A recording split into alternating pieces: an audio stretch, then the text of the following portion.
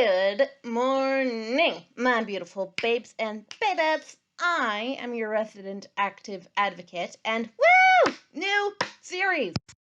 I am beginning this series on disability in the media, and I did my primer video for this on Friday, but the first topic I want to talk about specifically is how media informs opinion and how opinion informs media. It's one of those symbiotic things, you have two links in one chain. And a lot of the time, as I had said on Friday, disability is a subject of mockery and of, creating that strata, once again, of better and worse, higher and lower, la-di-da-di-da, that we see in the media all around us all the time. Now, the two sides of this coin are opinion and media. In order to better the one, you have to better the other, I think, because, again, it's a symbiotic relationship. Look around your room and just say to yourself, how many devices do I have in this room alone? Not even in your whole house, but in this room alone, that would allow me to access some form of media. Yes, books do count. So books, your phone, computer, television, anything to that effect.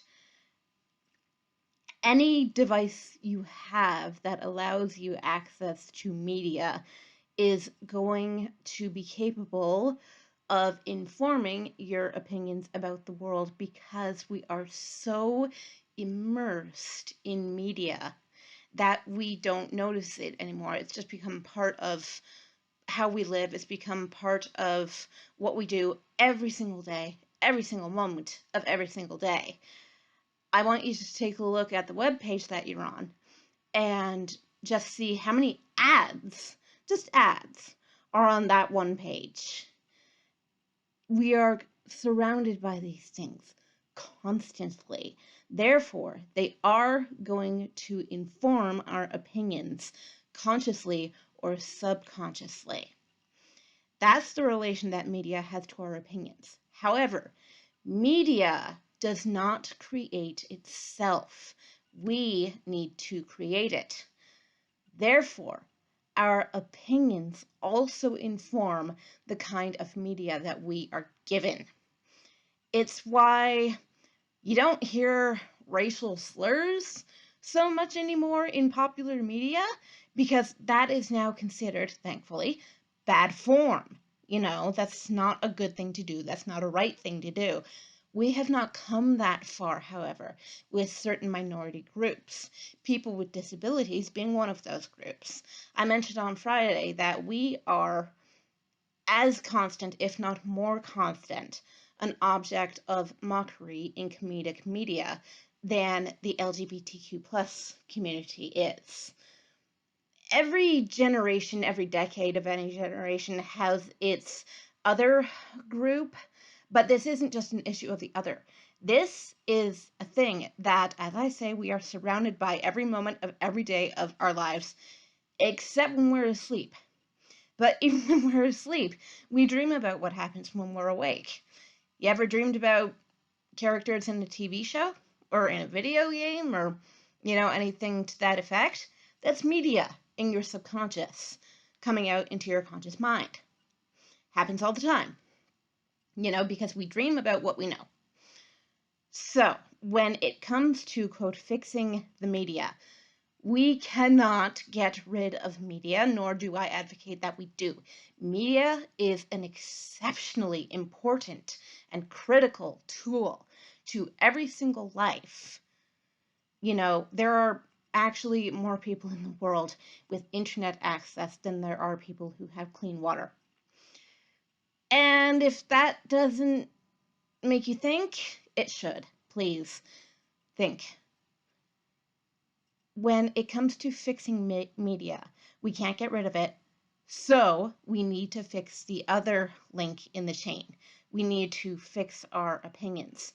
This is not an overnight process. If it were, we would have come somewhere since Snow White. You remember how I mentioned the character of Dopey, who clearly has some form of intellectual disability. He is mostly incapable of speech. He's portrayed as very innocent.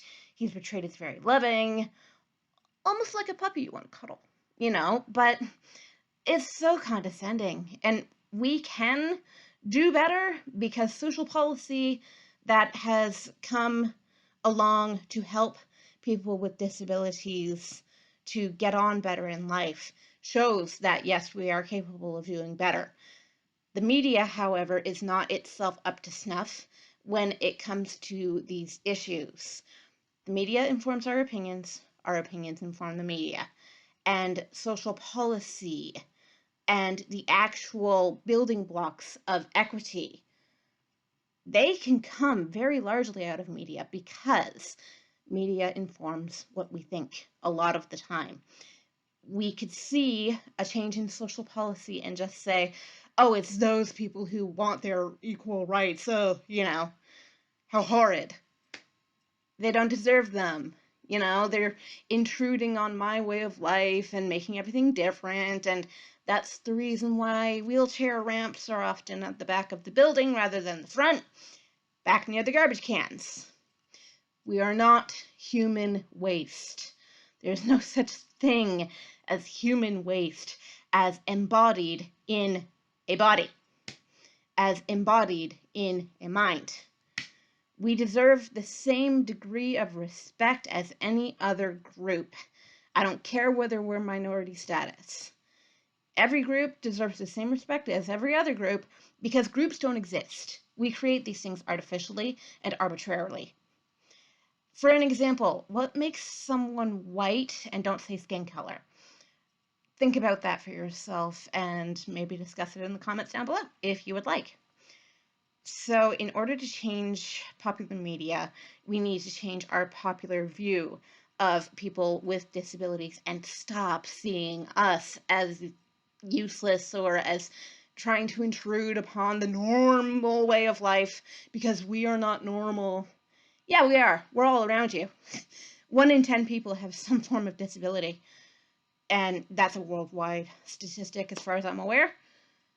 So 1 in 10 people are also left-handed. By the way, hi, that would be me and my sister. So 2 out of 3 kids that my parents had are left-handed, coincidentally. So do with this information what you will. And I think that changes to opinion have to start from the bottom up. It's a bottom-up thing. It's not a top-down thing. People can enforce policy all they want. It's not going to change people's opinions. Opinion has to inform media. Media has to inform opinion. Opinion has to inform policy. Policy has to inform opinion. But it's bottom-up first, not top-down first. There are more people at the bottom than there are at the top. So more people can do more work, make more progress. And that's why pyramids are stupid, by the way. We're all equally capable of doing these things. There shouldn't be a bottom or the top, As I say, do with this information what you will, but please think about the media you are consuming and why it is set up the way it is set up. So, over the next week or so, I would like to talk about the representations of different disabilities within the media. And I'm going to be covering both physical and intellectual and social. And hopefully that will be enlightening for all of us, including me, because I have some research to do. All right, I will see you tomorrow. Thank you for your wonderful time and attention. You're all beautiful. Mwah! Bye!